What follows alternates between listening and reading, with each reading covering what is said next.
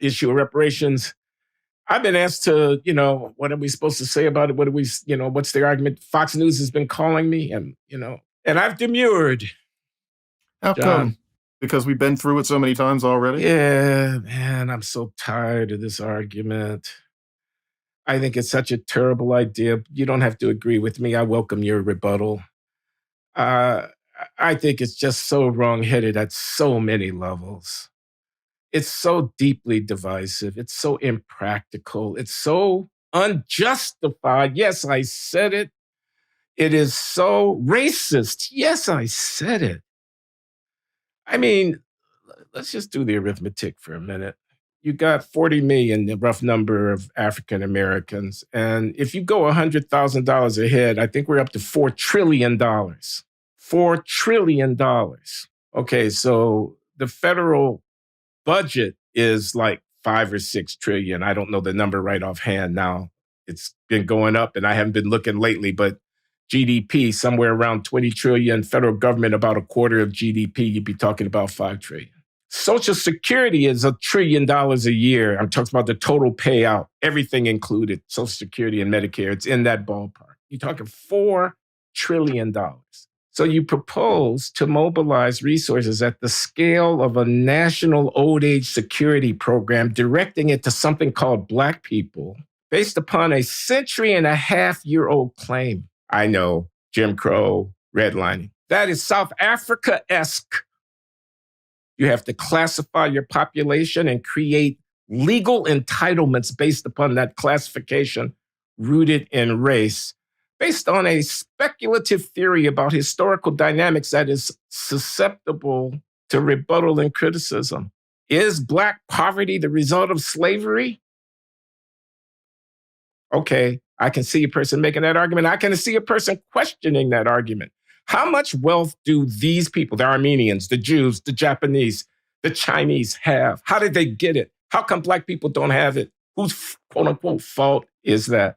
What about the fact that the country of 330 million people has had scores of millions of non-European immigrants come and join us in the last 75 years? You are in the 19th century talking about slavery entitlement to a 21st century electorate. You're trading on your ability to throw a tantrum. It won't be fair. It won't be fair. George Floyd, you're going to burden this country with a racist system of federal fiscal entitlement because you can't bear the implications of your own failures in the 21st century. White supremacy, white supremacy. If I were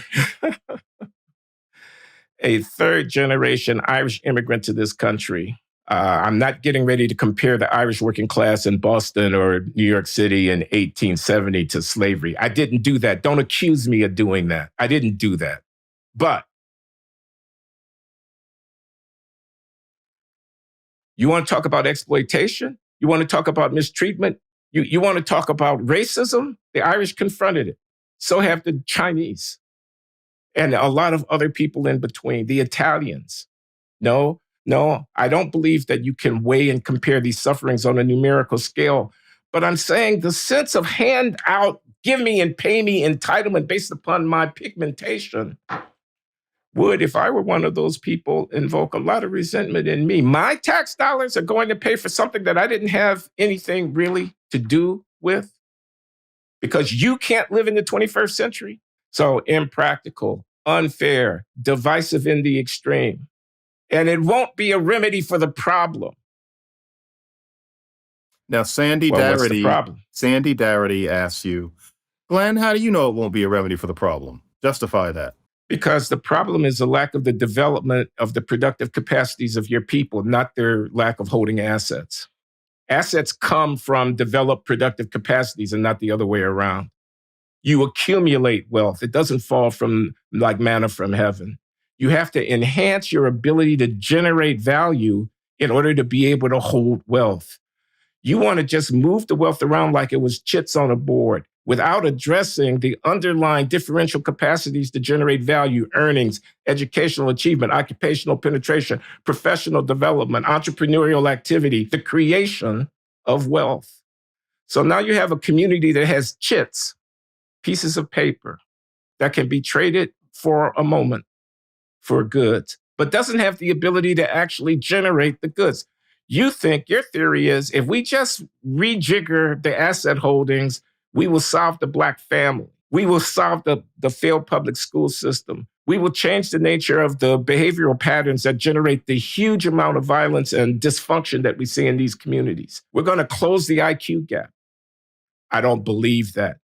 I don't believe that giving people greenbacks will change their status of development in the way that is going to be necessary to rectify this problem. The root is very deep here.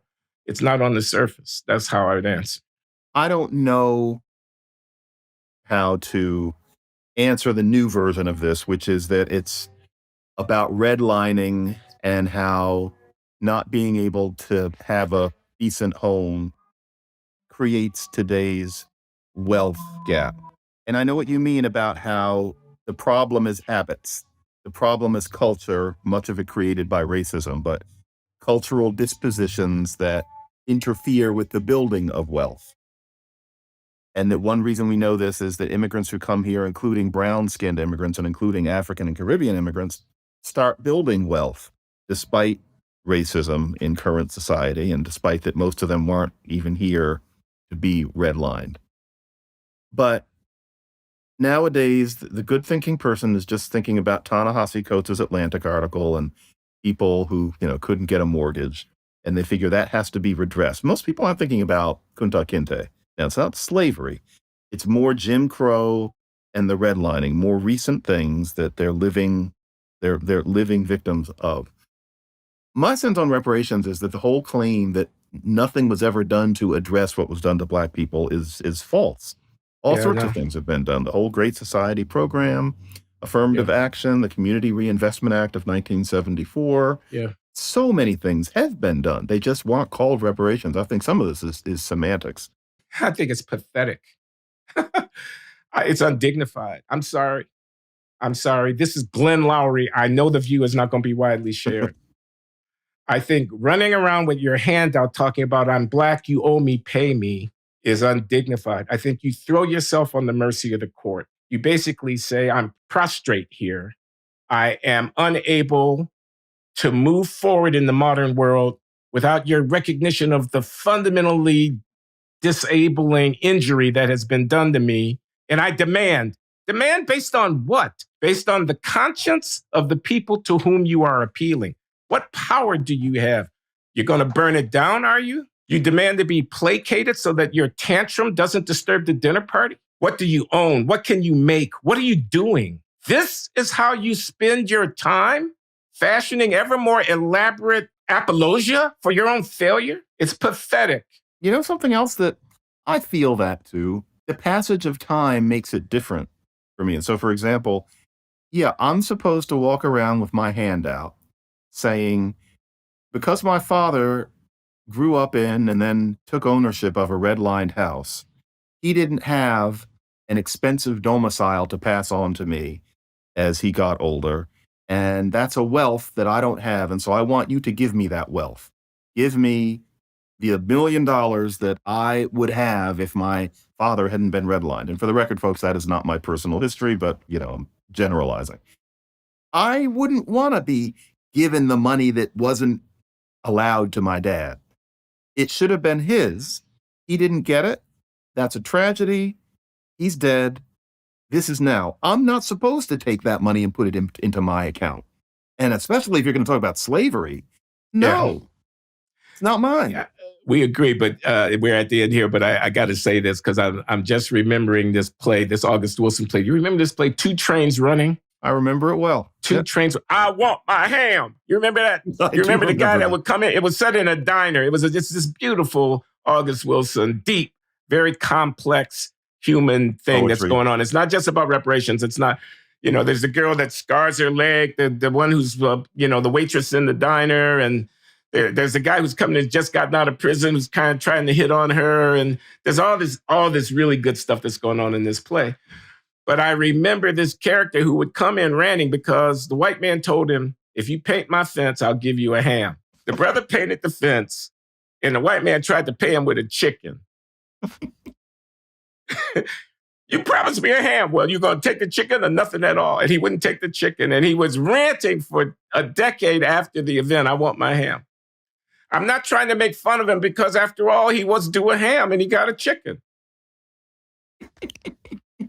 But there was and if that's your vision of African American history, then reparations is your ticket. That's good, because that's kind of what that character meant. Like, that wasn't supposed to be a realistic person. There was a message in that, and that was right. it. That's what I'm saying. Yeah, exactly.